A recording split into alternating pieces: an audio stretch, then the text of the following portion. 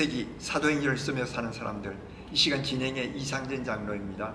오늘 이 시간에는 저 제2국, 중동 제2국에 계시는 여대로 선교사님과 함께했습니다. 선교사님 안녕하십니까? 네, 안녕하세요. 네, 만나뵈어 반갑습니다. 네, 반갑습니다. 작년에도 사우디아라비아와 여러 곳에 이렇게 여행을 하면서 만나서 좋은 안내도 해주셨고, 네.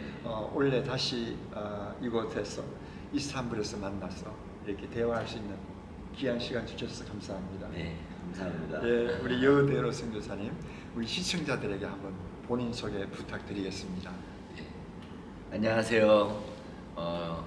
제2국에서 사역하고 있는 여대로입니다. 전쟁이 있고 또 많은 혼란 가운데 있는 중동의 상황이지만 하나님께서 지금도 그곳에서 일하고 계십니다. 저희를 통해서 또 많은 선교사님들을 통해서 지금도 일하고 계시고요. 그리고 또 본국으로 돌아가고 있는 또 시리아 사람들의 그런 상황들을 바라보면서 하나님께서 일하심을 믿고 있습니다. 지금 오늘 함께 나누는 이 시간들을 통해서 이 땅을 또 많이 품어주시고 또 저희 땅을 위해서 같이 기도해 주시기를 부탁드립니다. 네, 감사합니다. 우리 여대로 선교사님, 이렇게 수염이 길어져 있는 거 보니까 이 중동 지역에서는 아주 카먼한 일이죠. 그렇습니다. 네. 네. 그러나 한국 분들에게는 그렇게 카먼하진 않지만 맞습니다. 다 사람들이 좀 임프레스하다고 그렇게 얘기를 하고 계세요. 네, 그렇게 말씀을 많이 하시더라고요. 네. 네. 어떤 수염을 기른 어떤 특별한 이유가 있으시나요? 그렇죠. 네. 예. 저희가 이제 수염을 이렇게 길렀던 이유 중에 하나는 네. 그 꿀안에 보면은요. 네. 그 수염이 기른 사람을 존중하라는 그런 구절이 있습니다. 네. 그래서 그 구절로 인해서 이렇게 수염을 기른 사람들에게는 네. 쉽게 무시하지 않고요. 그리고 모든 사람들이 보면은 저를 무슬림으로 알더라고요. 그래서 이제 만나는 사람들마다 네. 무슬림이냐고 이제 물어보는 그런 것들이 네. 또 이제 현지 사람들하고 이렇게 네. 접촉점을 접촉 포인트가 되겠습니다. 그럼요. 네. 와, 그런 아이디어를 어떻게 내셨나요? 제가 사실은 이제 위에 머리가 없어서 네. 상대적으로 이제 아래쪽을 기르게 되었습니다. 위에 머리가 없으신 분이 아래쪽에는 이제 수염이 아주 잘 자라나 봐요. 그건 제가 재미난 에피소드 하나 좀 알려드리겠습니다. 먼저 그럼 에피소드부터 시작할까요? 문화 소개를 하는데요. 네. 요르단에 가면요 마꿀루베라는 음식이 있습니다. 이 마꿀루베라는 음식은 네. 어떤 음식이냐면 이렇게 그 치킨을 이렇게 아래에서 이렇게 딱 요리를 하고요. 네. 그 치킨을 밑에 깔고 그 위에 이제 라이스를 쌀을 이렇게 올려가지고 그걸 푹 가가지고 이제 요리를 딱 하는데 그걸 마지막에 딱 넣을 때 탁 뒤집어가지고 탁 꺼내는 게 이게 마꿀루베거든요. 근데 이제 어느 선교사님이 저를 보더니 별명이 마꿀루베입니다 이렇게 얘기를 하시더라고요. 그래서 제가 이제 업사이드 다운 이렇게 인사하고 있습니다. 우리 여대로 선교사님, 아마 시청자들이 보시면 수염난 사람 마꾸로브가 같은 그 스타일, 업사이드 다운 이것을 아마 심겨질 것 같은데요. 자, 그러면 이곳 선교 사역을 시작하기 전에, 얘기하기 전에 우리 선교사님의 신앙 간증부터 좀 들어보면 좋겠습니다. 근데 한국에서 언제 오셨나요? 저희는 2019년도에 그 요르단으로 처음 나가게 되었고요. 사실은 이제 더 오래 전부터 이야기가 시작이 되어야 되는데 시작하던 같으면 그래서 좀 한국에서부터의 얘기를 좀 나누고 우리가 또 다른 시간을 정해가지고 이 사역 소식도 좀 쉐어링하는 게 좋을 것 같아요.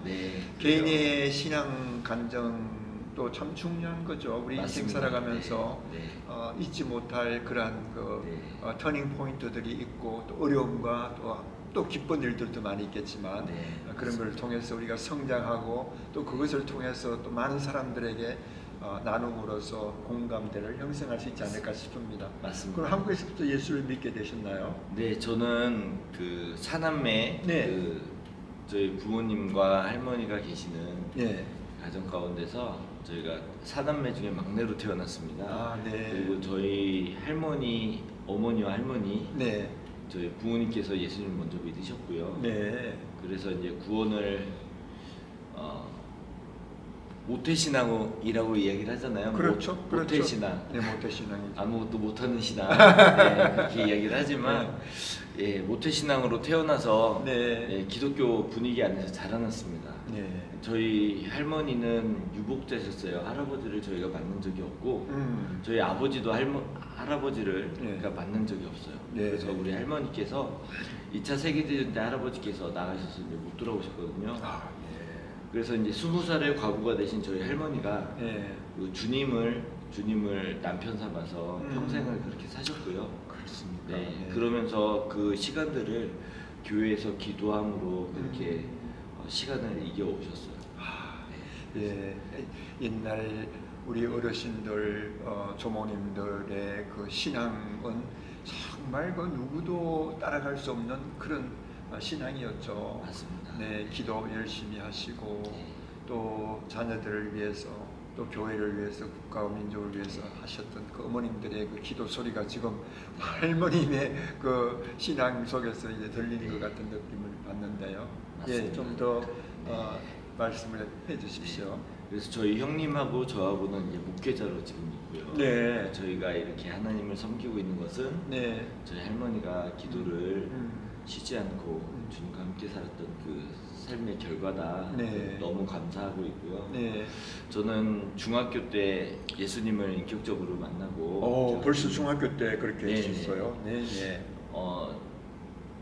수련회를 갔는데요. 수련회 때 너 하나님의 사람아 라고 하는 그런 메시지를 통해서 저를 부르시는 것을 느꼈고 그래서 하나님의 일을 하겠습니다 서원했던 그런 기억이 있습니다. 그런데 그 당시에 그 서원을 가지고 제가 하나님 앞에서 신실하게 또 주님의 종으로 부름을 받았으니 그렇게 살았던 케이스는 아닌 것 같아요.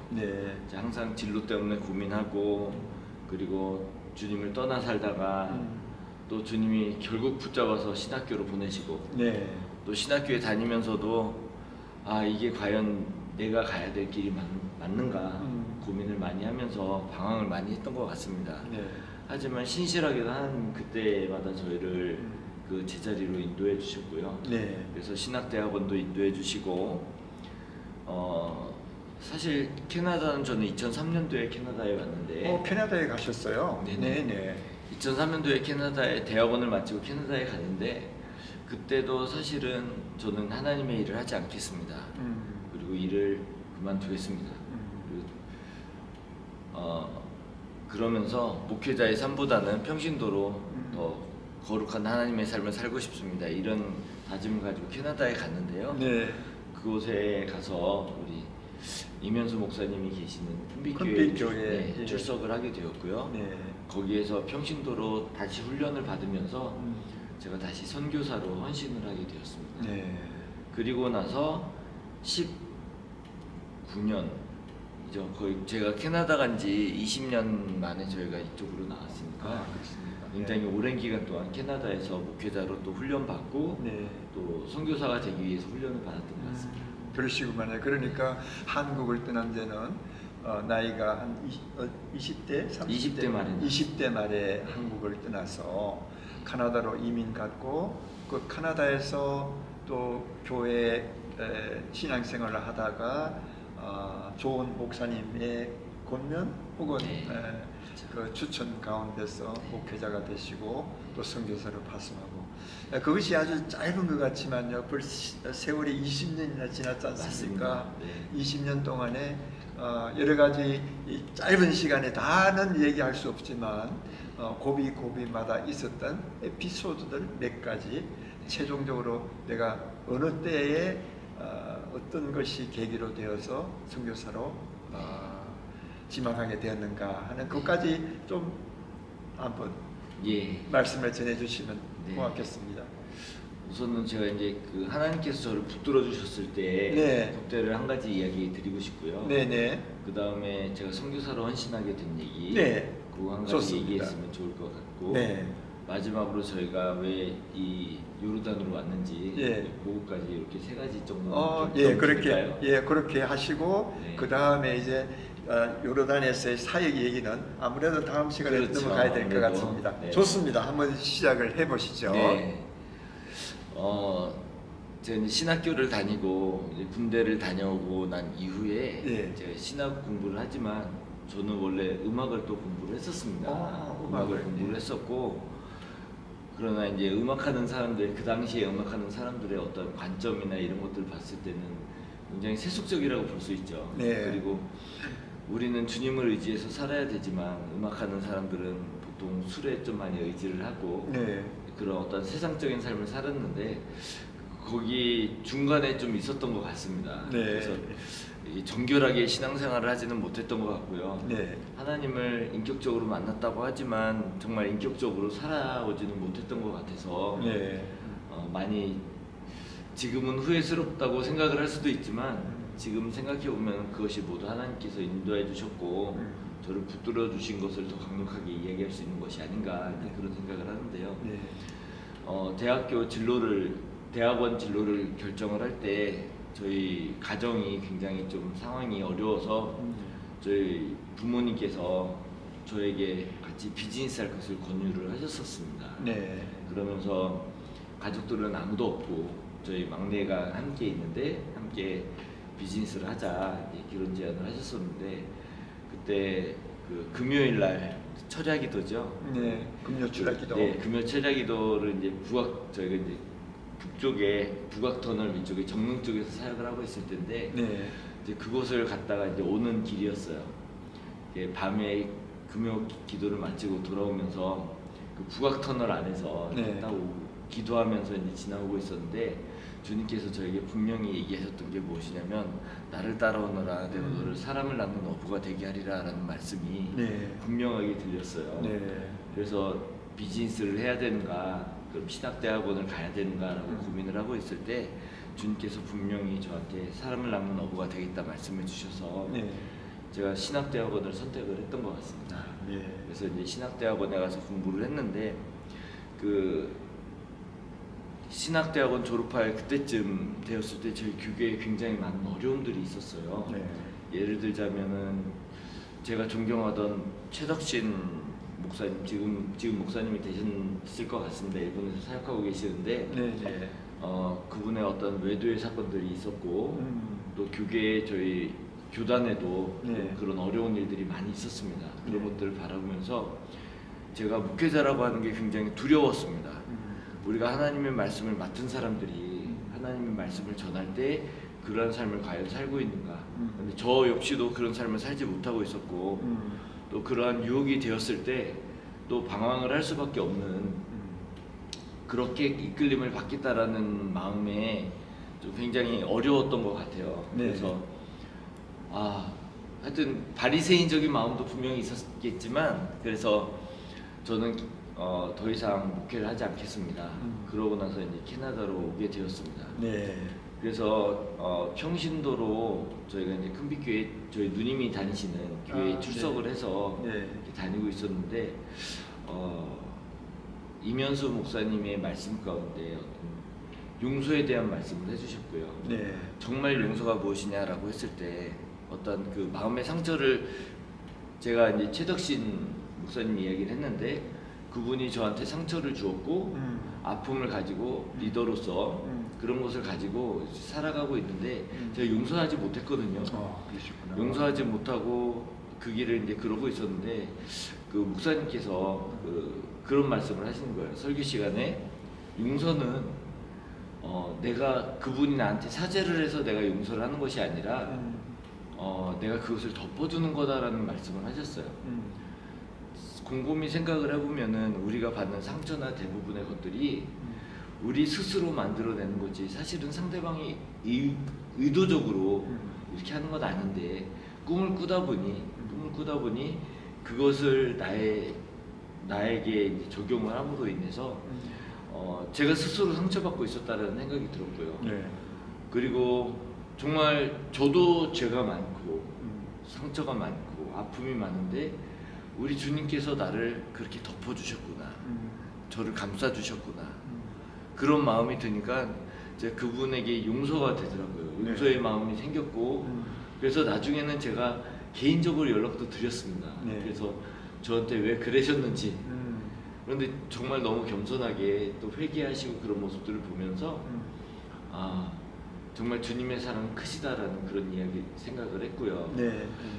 그때 그 이제 안찬호 선교사님이라는 케냐 선교사님께서 오셔서 네. 교회에서 선교 부흥회를 하셨습니다. 네. 선교 부흥회를 하시는데 그때 이사야 6장 말씀을 가지고 또 이제 동원을 하시는 거죠, 말 그대로. 그렇죠. 그러면서 이제 아시다시피 이사야 6장 말씀 예. 나를 위해 갈 자가 누구냐라고 하면서 이제 갈 사람 손을 들으라고 이렇게 말씀을 하시더라고요. 네. 그래서 마음에 회복이 되어지고 그래서 제가 가겠습니다. 아. 손을 이렇게 들었죠. 네. 누구를 보낼 거, 누굴 보낼 거, 네. 딱 그랬는데 제가 가겠습니다. 딱 나를 이렇게 손을 보내소서. 네네 나를 보내주십시오 이렇게 이야기를 했는데 네. 그랬더니 바로 어디로 갈 것입니까? 네. 그러면서 종이를 이렇게 돌리시는 거예요. 네. 어디로 갈지 적으라고. 네. 근데 제가 이제 캐나다 간 지 얼마 안 돼서 어떤 그런 회복을 받고 네. 제가 아무것도 없잖아요. 뭐 유학생으로 와서 뭐 아무것도 없는 그 상황에서 제가 너무 당황스럽더라고요. 네. 좀 뭔가 준비가 되어지고 갖춰진 다음에 가야 되는데 그래서 제가 그랬습니다. 아니야 하나님 저한테 캐나다 시민권을 주십시오. 그럼 네. 제가 가겠습니다. 네. 그렇게 대놓고 이야기는 못하고 속으로 읊조렸어요. 마음속으로. 마음속으로 읊조리고 그렇게 하고 나서 선교를 가지 못했어요. 네. 그때 단기 선교도 가지 못했고 그렇게 하면서 이제 나중에 회복돼서 목사 안수도 받고 캐나다에서 한 15년 이상 토론토 쪽에서 이제 사역을 하면서 이제 그런 시간들을 보냈는데 네. 제가 2019년도 나오기 바로 이전에 2018년도 11월 달에 캐나다 시티즌을 받습니다. 와, 예, 네. 소원하던 네. 하나님께서 주십시오라고 네. 아주 강청하던 그것이 현실로 되었네요. 네, 맞습니다. 네. 그래서 그 시민권을 받던 그날 굉장히 인상이 깊었는데 네. 그 당시에 그 하나님께 소원하던 그때가 딱 떠오르더라고요. 네. 시민권 선서식에 가서 시민권 선서를 하는데 그때 일이 쫙 지나가면서 하나님은 우리의 작은 읊조림도 주님께서 외면하시지 않으시고 다 네. 들으신다 네. 그런 마음이 들더라고요. 그러면서 그 믿음을 가지고 하나님께서 지금도 우리를 들어주십니다. 그러면서 저희가 선교로 나오게 되었습니다. 아, 그렇게 네. 하시구나. 네. 네. 선교. 벌써 카나다의 북미에서 한 20여 년간 이렇게 생활했다 그러면 아무래도 처음은 좀 고통스럽고 정착할 때는 항상 힘들잖아요. 맞습니다. 뭐 유학생으로 오든 이민자로 오든 또 뭐 불법 체류자로 오든 관계없이 그 나라에서 새로운 삶을 정착하는 것은 쉽지 않은 일이지만 맞습니다. 그 후에 참 선교사로의 길을 걷기 위해 가지고 이렇게 또 결정하는 것도 또 쉽지 않은 일이거든요. 우리 하나하나가 우리의 결단과 우리가 해야 할 그런 결정들을 우리가 당면하고 있는데 그것에서 가장 지나고은 잘 선택했다고 생각하는 것들이 많이 있을 거예요. 맞습니다. 우리 선교사님은 선교사님이 된 것이 어떻게 생각하세요? 잘 결정하셨다고 생각하세요? 그렇죠. 네. 제가 선교를 결정하고 이렇게 나오게 되기 이전에 네. 목회자로서 네. 목사로서 교회에서 사역을 하면서 네. 하나님께 기도했습니다. 네. 하나님 저희를 인도하실 텐데 어느 네. 곳으로 인도하시겠습니까? 라고 하면서 네. 상담도 많이 받고 이제 그런 조언들을 많이 구했을 때 그런 어느 분께서 그런 이야기를 해주시더라고요. 하나님께서는 우리 인생을 알고 계시기에 그 인생을 통해서 하나님이 플랜하고 계신다. 네. 그래서 우리의 지나온 삶을 통해서 하나님께서 앞으로 하실 일을 준비하고 계시는데 그 가운데서 하나님의 플랜을 고민을 하라고 말씀을 해주시더라고요. 기도하라고. 네. 그랬을 때 저는 저의 성품상 이렇게 되게 어떤 계획을 많이 하고요. 네. 계획을 많이 하고 어떤 행동력이나 이런 것들이 조금 있는 것들로 봐서 네. 사람의 마음을 잘 이렇게 다스리거나 이렇게 하지는 못하는 것 같고요. 네. 하나님께서 저희 성품을 통해서 인도하신다고 믿으니까 네. 예, 오히려 지금 제가 하고 있는 이 사역들이 네. 더 하나님께서 더 사용하시고 계시지 않는가 그런 생각을 합니다. 네. 우리 그 캐나다에서 여기 오시기 전까지 여러 가지 많은 일들을 이렇게 뭐 딱딱 집어서 얘기하기가 좀 힘드시겠지만 그때 캐나다는 우리 선교사님이 보시는 캐나다는 어떤 거였고 처음과 맨 마지막은 어떤 거였는지 캐나다에 대해서 캐나다에서 오셨으니까 좀 소개해주면 좋겠습니다. 예. 사실은 제가 캐나다에 갈 때 네. 캐나다가 어떤 나라인지 잘 몰랐습니다. 저희 누님이 네. 살고 계시는 곳이어서 네. 제가 어찌됐든 간에 한국에 대한 어떤 상처가 있어서 빨리 네. 떠나야 되겠다라는 생각을 가지고 있어서 네. 그곳을 떠나서 캐나다에 갔는데요. 가니까 너무 좋은 거예요. 좋았어요. 네, 자연도 좋고 네. 오히려 그 이렇게 빽빽한 건물 안에서 살고 있었던 그런 삶을 좀 버리고 네. 이게 굉장히 자연스럽고 펴져 있는 그런 삶, 네. 그런 삶 가운데 여기서 살아야 되겠다라는 생각이 그때 들었어요. 네. 그런 조건이 되어지지도 않았지만 제가 한 가지 믿고 있었던 거는 하나님의 방법대로 우리가 살아가면 하나님께서 꼭 필요하면 인도하실 거다라는 그런 마음이 있어서 네. 제가 학생 비자로 이민을 할 수도 없고 그러고 있는 상황 가운데서 거기서 그렇게 있었던 것 같습니다. 네. 한 번의 에피소드는 제가 이제 한국에서 방황을 많이 하다 보니까 좀 이렇게 제가 원하는 대로 많이 살았던 것 같아요. 하나님을 인격적으로 만났지만 그렇게 살아오지 못했고 그랬기 때문에 건물 안에 주로 이렇게 생활을 많이 했고요. 네. 근데 이제 캐나다 가니까 너무 이렇게 광활한 거죠. 네. 그리고 해가 땅에서 떠서 땅에서 지는 것을 처음 봤습니다. 예. 네, 그런 것들을 경험을 하면서 하나님이 더 크게 하시려고 나를 이렇게 보냈다 그렇게 말씀을 해주시더라고요. 그리고 그 캐나다는 저에게 있어서는 제 2의 고향과 같습니다. 그 이유는 교회도 마찬가지고요. 그 신앙적으로 저희가 다시 회복이 되어지면서 그 캐나다 큰빛교회 그리고 또 캐나다는 저에게 이제 다시 새로운 삶을 부여해 주셨고 또 이렇게 살아가는 삶이 하나님께서 우리에게 약속해 주신 삶이다. 처음에 그런 기도를 했어요. 하나님 제가 왜 여기를 가야 됩니까? 하나님 다시 만나고 나서 그 질문을 했을 때 주님께서 저에게 그 아브라함에게 주셨던 그 말씀을 주셨어요. 내가 너의 본토 친척 아비 집을 떠나서 내가 내게 지시할 땅으로 가라. 하면서 이 아브라함을 보내셨던 그 땅이 여기라고 말씀을 하신 것 같기는 했어요. 네. 그래서 캐나다에서 여기 그러면 나는 여기서 믿음의 조상이 되어야 되겠다라고 하면서 제가 이제 보면은 이메일이 토론토 영입니다. 그 어느 그 성을 보면은 본관이 있지 않습니까? 그렇죠. 그런 것과 마찬가지로 저는 이제 캐나다에 심겨진 사람이다라는 마음으로 토론토여라는 이름을 사용을 하고 있고요. 그러셨구만요. 네, 토론토 여씨입니다. 제가 고향이 토론토입니다. 알겠습니다. 그런데 이제 제가 이제 이 중동으로 다시 떠나오게 되면서 하나님이 정말 그 말씀을 주셨던 의미를 이제 다시 깨닫게 되고만요. 자, 그러면 그 얘기를 하시기 전에 우리 이 시간에 우리 선교사님처럼 방황했던 그 시절에 있었던 그것을 회상하시면서 지금 또 그러한 방황하는 사람들에게 한 말씀 해주시면 어떻겠습니까? 네. 시청자. 시청자들에게. 사랑하는 시청자 여러분,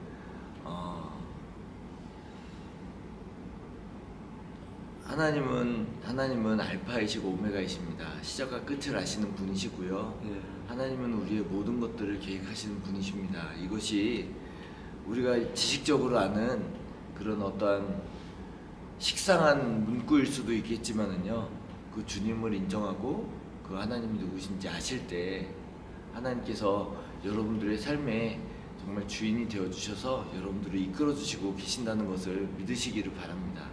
저 역시도 방황하는 시간들이 많이 있었지만 그 순간순간마다 그 주님을 잊지 않고 있었던 것이 그 주님을 찾게 되어지는 계기가 되었던 것 같습니다. 한 가지 방황을 할 때도 우리 주님은 알고 계신다라는 그 사실 잊지 마시고 또 주님이 기억하고 계신다라는 거 포기하지 마시고요. 그것을 붙잡고 계시기를 부탁드립니다. 그러면 주님의 때에 주님께서 사용하실 것이라 믿습니다. 아멘. 시청자 여러분, 우리 여대로 선교사님의 사역 얘기들을 듣고 계시는데 아직 사역 얘기는 아직까지 시작을 못했고요. 신앙 간정의 시간을 통해서 좀 방황했던 시절, 비록 부모님 그리고 어머니 할머니의 그 간절한 기도로 신앙 중학교 때 벌써 예수님을 마음속에 구주로 영접하신 그런 일은 있었지만 그런데도 불구하고 방황의 시간이 있었다는 그 얘기들을 서로 나눠드렸는데요. 여러분들 가운데서 혹시 이런 스테이지에 계시는 분들이 있다면 이 여대로 선교사님의 말씀, 그리고 아름다운 겉면의 말씀을 한번 되새겨 보시기 바랍니다. 그럼 시간이 되었으므로 우리가 1부는 여기서 마치도록 하고요. 다음 2부로 들어가서 어떻게 하나님의 그 부르심, 아브라함에게 말씀하신 카나다 땅이 그 땅인 줄 알았는데 하나님께서는 또 정말 새로운 땅을 허락해 주신 그런 얘기들을 좀 계속해서 좀 들려주시면 고맙겠습니다.